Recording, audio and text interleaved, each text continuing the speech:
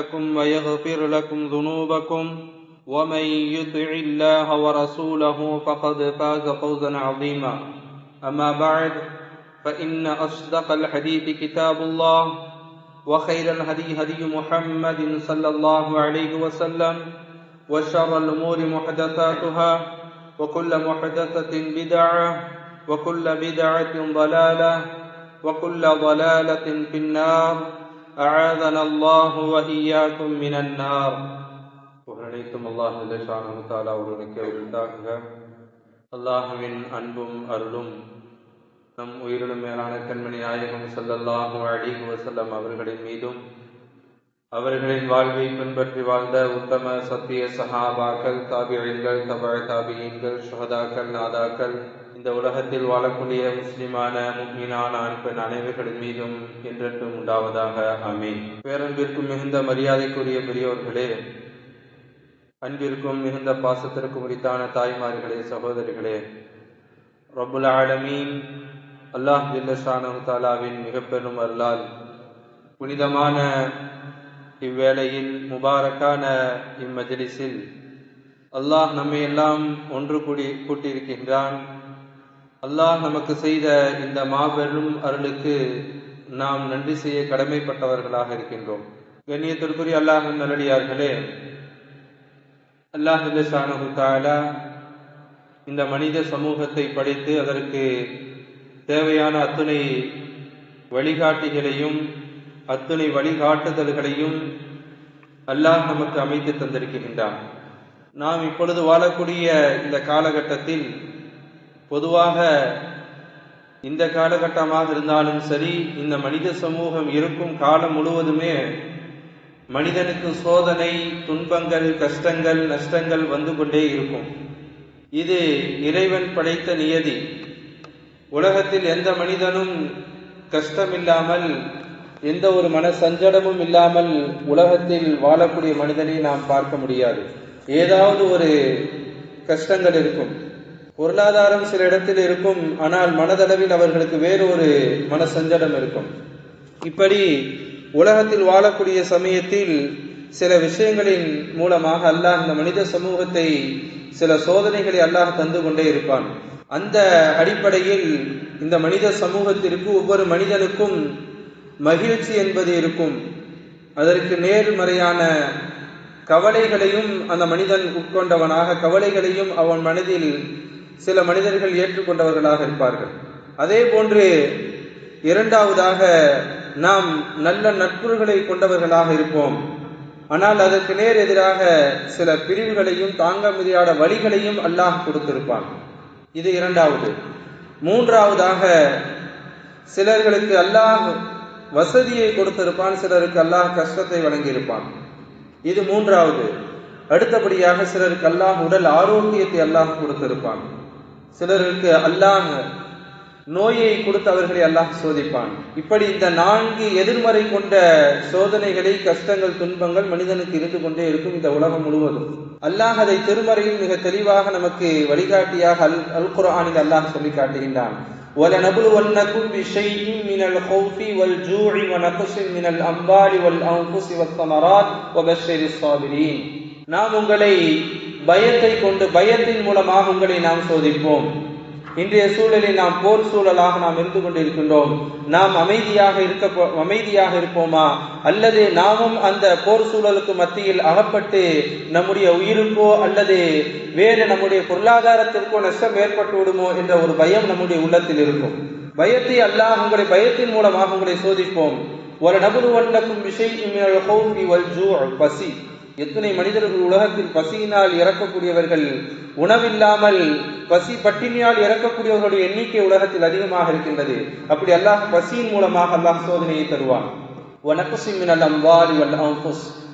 நம்முடைய பொருளாதாரத்தில், நம்முடைய வியாபாரத்தில், நம்முடைய தொழில்துறைகளில் அல்லாஹ் சில ஏற்றத்தாழ்வுகளை கொடுத்து நமக்கு சோதனை தருவான்.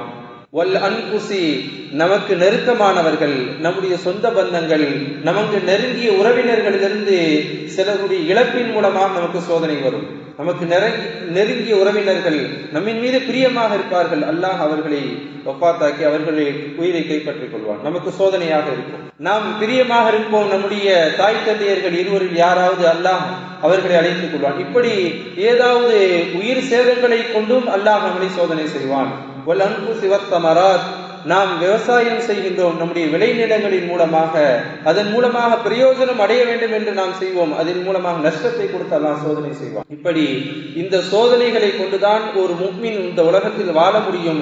சோதனைகளுக்கு அப்பாற்பட்டு வாழ முடியாது என்பதை நாயகம் ஸல்லல்லாஹு அலைஹி வஸல்லம் அவர்கள் நமக்கு அவருடைய வாழ்க்கையின் மூலமாக நமக்கு வழிகாட்டுகின்றார்கள். சரி, அப்படி சோதனையான சிரமமான காலத்தில் ஸல்லல்லாஹு அலைஹி வஸல்லம் அவர்கள் எப்படி இந்த மனித சமூகம் எதிர்கொள்ள வேண்டும் என்ற அந்த வழிமுறையும் நமக்கு கற்றுக் கொடுத்திருக்கின்றார்கள். ஹஜ்ரத் கப்பாப் ரலியல்லாஹு அன்ஹு அவர்கள் நாயகம் ஸல்லல்லாஹு அலைஹி வஸல்லம் அவர்கள் அந்த காபாவினுடைய நிழலிலே தன்னுடைய கைகளின் மீது தலையை வைத்து உறங்கி படுத்திருக்கின்றார்கள். கப்பாப் ரலியல்லாஹு அன்ஹு அவர்கள் நாயகம் ஸல்லல்லாஹு அலைஹி வஸல்லம் இடத்திலே வந்து, யா ரசூலல்லாஹ், இணை வைப்பாளர்களால் காபிர்களால் நாங்கள் துன்பப்படுகின்றோம், கஷ்டப்படுகின்றோம், சிரமப்படுகின்றோம். எங்களுக்கு ஏதாவது அல்லாஹ்விடத்தில் நீங்கள் துஆ செய்யக்கூடாதா? உங்களுடைய துஆக்களை அல்லாஹ் கபூல் செய்து கொள்வான். நீங்கள் அல்லாஹ்விடத்தில் இறைஞ்சி எங்களுடைய இந்த சோதனைகளிலிருந்து நீங்கள் அல்லாஹ்விடத்தில் துஆ செய்யுங்கள் என்று சொன்ன உடனேயே ஸல்லல்லாஹு அலைஹி வஸல்லம் அவர்கள் எழுந்து உட்கார்ந்து அவருடைய முகம் சிவக்கின்றது, முகம் மாறுகின்றது. ஸல்லல்லாஹு அலைஹி வஸல்லம் சொன்னார்கள், உங்களுக்கு முன்னுள்ள சமூகங்களுடைய வரலாறுகள் உங்களுக்கு தெரியாதா? அல்லாஹ் அவர்களுக்கு எவ்வளவு பெரிய சோதனைகளை கொடுத்தான் தெரியுமா? இரும்பு சீப்புகளால் தங்களுடைய உடல்களை அவர்கள் சீவப்பட்டார்கள். காபிர்கள், முஷ்ரிக்கீன்கள் அல்லாஹ் ஏற்றுக்கொண்டதின் காரணமாக இரும்புகளுடைய சீப்புகளை போன்று அவர்களுடைய தலைகளை வாரி அவருடைய உடல்களை எல்லாம் துன்புறுத்தப்பட்டார்கள். அப்படிப்பட்ட சோதனைகளை அல்லாஹ் உங்களுக்கு கொடுக்கவில்லையே என்று முன்னுள்ள சமூகத்தினுடைய அந்த சோதனைகளை ஸல்லல்லாஹு அலைஹி வஸல்லம் அவர்கள் உதாரணம் காண்பித்து விட்டு சொன்னார்கள், நீங்கள் பொறுமையாக இருங்கள். அல்லாஹ் ஜல்லஷானஹு தஆலா வல்லாஹி லா யுதிம்மன்ன ஹாதல் அம்ர, இந்த தீனை அல்லாஹ் பரிபூர்ணப்படுத்துவான். இந்த தீன் கியாமத்தினுடைய அந்த நெருக்கத்திலே தீனை பரிபூர்ணமடையும். எந்த அளவிற்கு என்று சொன்னால், ஒரு மனிதன் சன்ஆவிலிருந்து ஹரமிற்கு பைத்துல்லாவிற்கு ஒரு பெண் தன்னந்தனியாக வந்து செல்வார். அந்த அளவிற்கு இஸ்லாத்தினுடைய வளர்ச்சி ஏற்பட்டு பாதுகாப்பான ஒரு சூழல் ஏற்படும் என்பதாக ஸல்லல்லாஹு அலைஹி வஸல்லம் அவர்கள் சொல்கின்றார்கள்.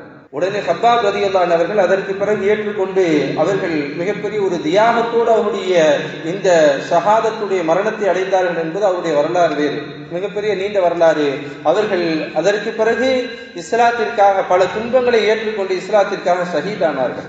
இப்படி ஸல்லல்லாஹு அலைஹி வஸல்லம் அவர்கள் முஸ்லிம்கள் கஷ்டத்தில் சிரமத்தில் இருக்கும் பொழுது அவர்களுடைய வாழ்க்கை இப்படித்தான் அமைத்துக் கொள்ள வேண்டும் என்ற ஒரு சிறந்த வழிகாட்டுதல்களை நமக்கு கொடுத்திருக்கின்றார்கள்.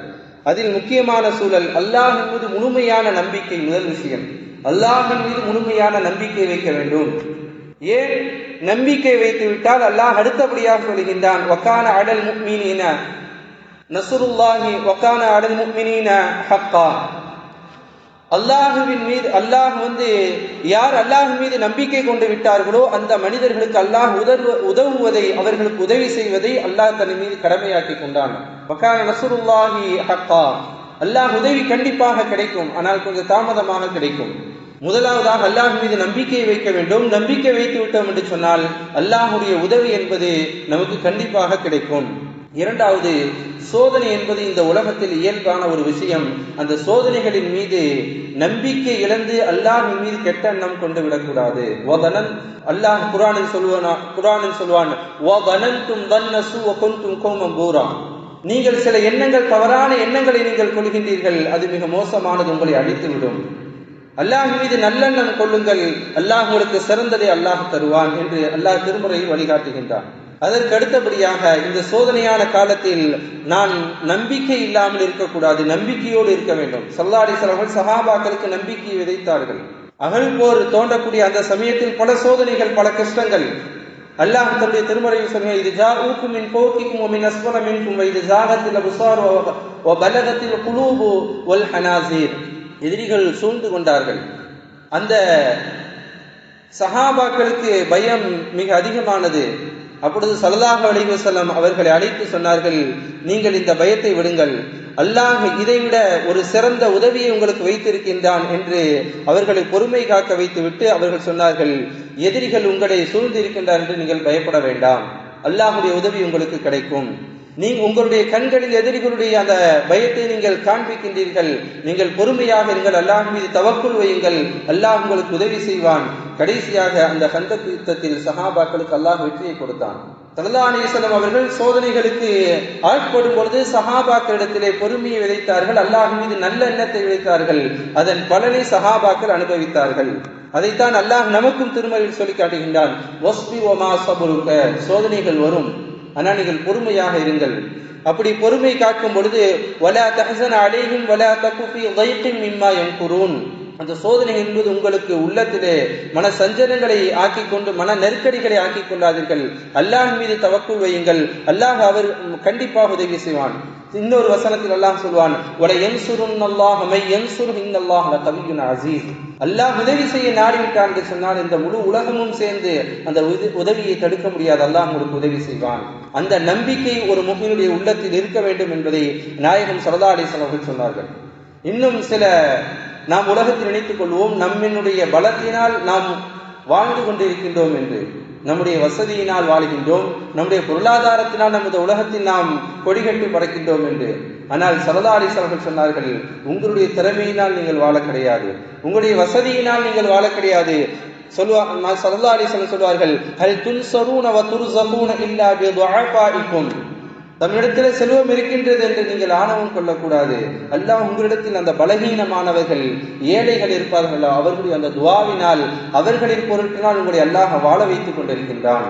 இந்த ஹதீஸில் ஸல்லல்லாஹு அலைஹி வஸல்லம் சொல்லுகின்றார்கள், என்ன சொல்ல வருகின்றார் சொன்னால், பணம் படைத்தவர்கள் வசதியுடையவர்கள் தங்களுக்கு கீழ் உள்ளவர்களை கண்ணியமாக பார்க்க வேண்டும், அவர்களுக்கு தங்களால் முடிந்த உதவிகளை செய்ய வேண்டும், அவர்களுடைய உள்ளத்திலே பெருமை வந்து நாம் நம்முடைய பணத்தினால் வாழ்ந்து கொண்டிருக்கின்றோம் என்ற அந்த கெட்ட சிந்தனை இருக்கக்கூடாது என்பதை ஸல்லல்லாஹு அலைஹி வஸல்லம் சொன்னார்கள். அல்லாஹ் சுப்ஹானஹு வ தஆலா அந்த சிந்தனைகளோடு நம்மளை வாழக்கூடிய மக்களாக அல்லாஹ் ஆக்கி அருள்வானாக.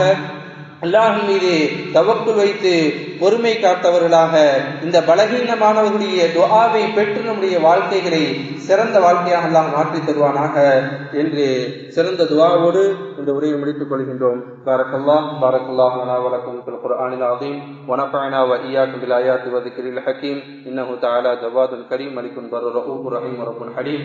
அகூலு கௌலி ஹாதா வ அஸ்தக்ஃபிருல்லாஹ லீ வ லக்கும் வ லிஸாயிரில் முஸ்லிமீன வ முஸ்லிமாத் வல் முஃமினீன வ முஃமினாத் மின் குல்லி தம் ஃபஸ்ரூ யக்ஃபிர் லக்கும் வல் கஃபூர்.